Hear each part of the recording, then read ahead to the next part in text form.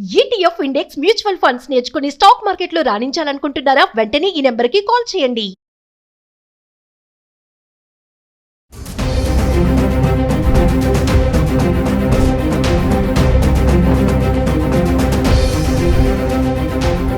నమస్తే, welcome back to Suman TV. Present మనతో పాటు ఉన్నారు consumers affairs committee chairman Mandari Krishna Reddy గారు. నమస్తే సార్. నమస్తే అమ్మా. సార్, బంగారం ధరలు మనం మాట్లాడుకుంటున్నాం, చాలా వీడియోలు చేసాం. 60,000 నుంచి చూస్తే ఈరోజు 1,05,000 చిల్లర్లోకి వచ్చేసింది. మరి కొంతమంది చెప్తున్నారు ఏంటంటే 1,10,000 వరకు కూడా వెళ్ళిపోతుంది అనేసి. ట్రంప్ టారిఫ్ 50% ఎఫెక్ట్ ప్లస్ మరి పెరగడానికి గల రీజన్స్ ఏంటంటారు? ఎంతవరకు ఇంకా వెళ్తుందంటే? భారతదేశంలో బంగారం రేటు ఈ వారం 10 రోజుల్లోనే రోజు క్రమక్రమంగా పెరుగుతూ వస్తుంది. 1,06,000, 1,07,000 దాకా కూడా వెళ్ళి మళ్ళీ అటు ఇటుగా తిరుగుతూ ఉంది. రికార్డ్ స్థాయికి వచ్చింది వాస్తవంగా. అంటే ఇంత హైట్ ఎప్పుడు లేదు. అంటే మామూలుగా ₹1,00,000 రావడమే చాలా ఎక్కువ గ్రేట్ అనుకున్నాం మనం. 1,06,000, 1,07,000 దాకా వచ్చేసరికల్లా చాలా హైట్ తగిలింది. సరే, 1000 తగ్గుతుంది, 1000 పెరుగుతూ అట్లాగే ఇక్కడిక్కడే తిరుగుతూ ఉండేది. దీనికి ముఖ్యమైన కారణం ట్రంప్ టారిఫ్ ఒకటైతే, ఇప్పుడు ఉన్నటువంటి డాలర్ రేటు ఫ్లక్చువేట్ అవుతోంది. కారణం ఏమిటంటే బ్రిక్స్ దేశాలన్నీ కలిపి బ్రిక్స్ కరెన్సీ అనే ఒక కొత్త కరెన్సీని తీసుకొస్తున్నాయనేది మొత్తం ప్రపంచ దేశాల్లో అలజడి ప్రారంభమైంది. చైనా, భారతదేశం, రష్యా 3 దేశాలు ఇటీవల మనకు చైనాలో కలుసుకున్నాయి. అక్కడ వాళ్ళ నిర్ణయం ఏమిటంటే ఏదో ఒక రూపంలో డాలర్కు ప్రత్యామ్నాయంగా మరొక కరెన్సీని తీసుకొచ్చి డాలర్ను పడగొడితే అమెరికాను సగం పడగొట్టినట్టు అవుతుంది. అమెరికా ఈ రకంగా ఇప్పటిదాకా మిత్ర దేశాలుగా ఉన్నటువంటి వాళ్ళకు సహాయ సహకారాలు అందిస్తున్నటువంటి వాళ్ళ దేశాల్లో బాంబులు కానీ మిగతాయి కానీ ఆయుధాలన్నీ కూడా వాళ్ళ దగ్గర కొనుక్కుంటూ వాళ్ళకి పూర్తిగా స్నేహహస్తాన్ని అందిస్తున్నటువంటి దేశాలని ఒక్కసారిగా భయకంపితులు చేసేసి టారిఫ్లతోటి సుంకాలను నా ఇష్టం వచ్చినట్టు పెంచుతాను, నేను 25% వేస్తున్నాను, 50% వేస్తాను, 200% వేస్తాను, నా ఇష్టం వచ్చినట్టు పెంచుతాను, నేను చెప్పినట్టు మీరు వినాలి, మీరు రష్యా నుంచి కూడా కొనకూడదు, ఆ దేశం నుంచి అది కొనకూడదు, ఈ దేశం నుంచి కొనకూడదు, ఆంక్షలు పెట్టడం ప్రారంభించారు. అసలు ఒక దేశం మీద ఇంకో దేశం ఆంక్షలు పెట్టడానికి దానికి ఆ దేశానికి ఏం హక్కు ఉంటుంది? అదొక సర్వసత్తాక దేశం, ఇదొక సర్వసత్తాక దేశం. ఈ దేశానికి ఎంత స్వతంత్రం ఉందో ఆ దేశానికి అంతే స్వతంత్రత ఉంది. ఈ దేశం మీద ఆ దేశం పెత్తనం చేయడానికి ఆ దేశానికి ఈ దేశం మీద ఏ రకమైన హక్కు లేదు కదా, ఏం రాసి ఇవ్వలేదు కదా. నీ ఇష్టం వచ్చినట్టు చెప్తే నేను వింటాను, నేను నీ దగ్గర అప్పు తీసుకున్నాను నేను వింటాను అని ఎట్లాంటివి ఏం లేవు కదా. అప్పులు తీసుకున్నా కూడా అది సహజంగా ఒక దేశం మీద ఒక దేశం ఉంటాయి, మళ్ళీ ప్రపంచ బ్యాంకుల మధ్యలో ఉంటాయి, దాని మధ్యలో ఉండేటువంటి ఒప్పందాల ప్రకారంగా అప్పులు తీసుకుంటారు.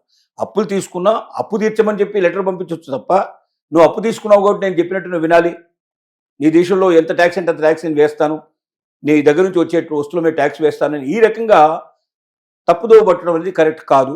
ఒక దేశం మీద ఇంకొక దేశం పెత్తనం చెలాయించాలని కోరుకోవడం కరెక్ట్ కాదు. కాబట్టి అమెరికా చేస్తున్నది తప్పు. అమెరికాలో ఉన్నటువంటి బలుపులు ఏదైతే ఉందో ఈ రకంగా ఇతర దేశాల మీద విశృంఖలత్వం ఏర్పరచుకొని తన ఇష్టం వచ్చిన రీతిలో ఇతర దేశాలు మెడలు వంచాలని ప్రయత్నం చేస్తున్న పద్ధతిని తీసివేయాలని 3 దేశాలు కలిపి నిర్ణయించుకున్నాయి. ఇది ప్రపంచ దేశాలందరికీ తెలిసిపోయింది. అందుకే అమెరికన్ ప్రెసిడెంట్ భయపడుతూ నిన్న మొన్న ఇచ్చిన స్టేట్మెంట్ ఏమిటంటే, ఇప్పటిదాకా మాతో స్నేహపూర్వకంగా ఉన్నటువంటి భారతదేశం, రష్యా, ఇక చైనా అమృపతిలో చేరిపోయినాయి, చైనాతో స్నేహం చేస్తున్నాయి, ఆ 3 దేశాలు కలిపి ఇప్పుడు ఏకం అవ్వాలని నిర్ణయించుకున్నాయి, అవి ఎక్కడున్నా చల్లగా ఉండాలని కోరుకుంటున్నాను అని వ్యంగ్యంగా ఈ విషయంగా మాట్లాడటం మొదలుపెట్టాడు.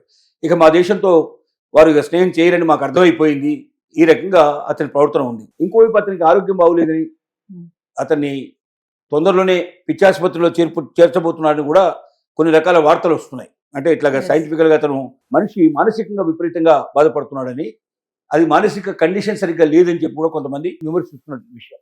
దానికి కూడా వైస్ ప్రెసిడెంట్ అవసరమైతే నేను ప్రెసిడెంట్గా వ్యవహరిస్తాను అని చెప్పకూడదు కదా అసలు ఆ మాట. ఎందుకంటే ఒక వైస్ ప్రెసిడెంట్ ఆ మాట చెప్పాడు అంటే ప్రెసిడెంట్ అనుమతి లేకుండా కానీ లేక మిగిలినటువంటి మొత్తం మంత్రివర్గ యొక్క అనుమతి లేకుండా ఆ మాట చెప్పడు ఎప్పుడు కూడా.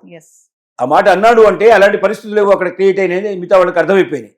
ఈ పరిస్థితుల్లో ఏమైందంటే మొత్తం ప్రపంచం అంతా కూడా ఒక అలజడి క్రియేట్ అయిన పరిస్థితుల్లో కొంచెం డాలర్ స్ట్రాంగ్గా ఉండకుండా డాలర్ కొద్దిగా తక్కువైపోయే పరిస్థితి ఏర్పడినప్పుడు ఆటోమేటిక్గా బంగారం రేట్లు పుంజుకోవడానికి అవకాశాలు. అంటే ఇప్పుడున్న పరిస్థితుల్లో రోజు రోజుకి 1000, 2000, 1000, అట్లా పెరుగుకుంటూ పోతుంది అంటే దాని అర్థం ఈ వారం 10 రోజులు వచ్చిందంటే అమెరికాకు సంబంధించినటువంటి డాలర్ పరిస్థితిని పట్టే ఈ ఫ్లక్చువేషన్స్ ఉన్నాయని మనకు అర్థమవుతుంది. అంటే 6 రోజుల్లో 6,000 పెరిగిందని కూడా చూస్తున్నాం కదా సార్. అంటే ఒకేసారి నివేదికలు ఏం తెలుసంటే 33% పెరిగింది బంగారం ధర అని చెప్పేసి అంటున్నారు. అంటే ఇక్కడ కాదు 33%, టోటల్గా వరల్డ్ ట్రేడ్లో పెరిగినటువంటి ఔన్స్ ధర ఏదైతే ఉందో అది 33% పెరిగినట్టుగా లెక్కేస్తున్నారు.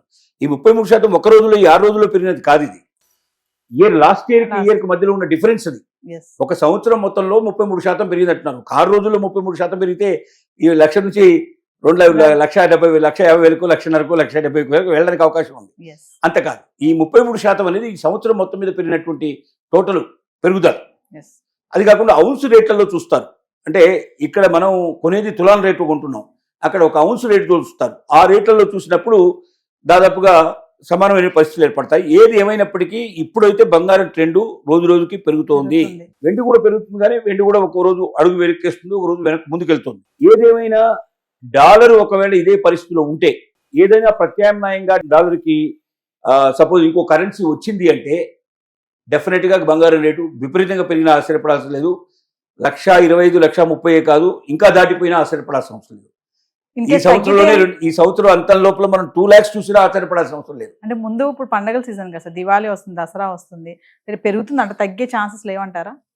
అంత పెరిగినా ఇది స్టాండర్డ్గా ఉండే పెరుగుదల కాదు నా ఉద్దేశంలో. మళ్ళీ 1,00,000కి ఇటువైపు అటువైపు తిరుగుతుంది, కానీ స్పీడ్గా వెళ్ళిపోయి 1,25,000, 1,30,000 ఒకసారి కాదు. అయితే డాలరు ప్రత్యామ్నాయం లేకపోవడం వల్ల, డాలర్ ప్రత్యామ్నాయం అనేది వచ్చి మార్కెట్లో అది కాస్త పొద్దుకుంటే మాత్రం డాలర్ పడిపోయినట్టయితే, బాగా రేటు పడిపోయినట్టయితే ఆటోమేటిక్గా బంగారం రేటు పెరగడానికి చాలా ఎక్కువ అవకాశాలు ఉన్నాయి. అలాగే ఇప్పుడు మనకు ఇటువైపు చూసుకుంటే కూడా ఇది స్టాక్ మార్కెట్లు కూడా కొంత ఫ్లక్చువేషన్స్ నడుస్తూ ఉన్నాయి. ఫ్లక్చువేషన్స్ ఒకవేళ స్టాక్ మార్కెట్లు స్ట్రాంగ్గా నిలబడితే బంగారం రేటు పడిపోయే అవకాశాలు ఉన్నాయి. ఇటువంటి పరిస్థితులు ఉన్నాయి. కాబట్టి ఏదేమైనా ఇప్పుడు మాత్రం కొంచెం పెరుగుతున్న ట్రెండ్ కనబడుతుంది. ఈ ట్రెండ్ ఎక్కువ కాలం ఉంటుందా లేదనే సంశయం మాత్రం ఉంది. ఏదైనా మరీ డ్రాస్టిక్గా పెరిగిపోయి 1,30,000, 1,50,000 ఒకేసారి రావడం అయితే సాధ్యం కాదు.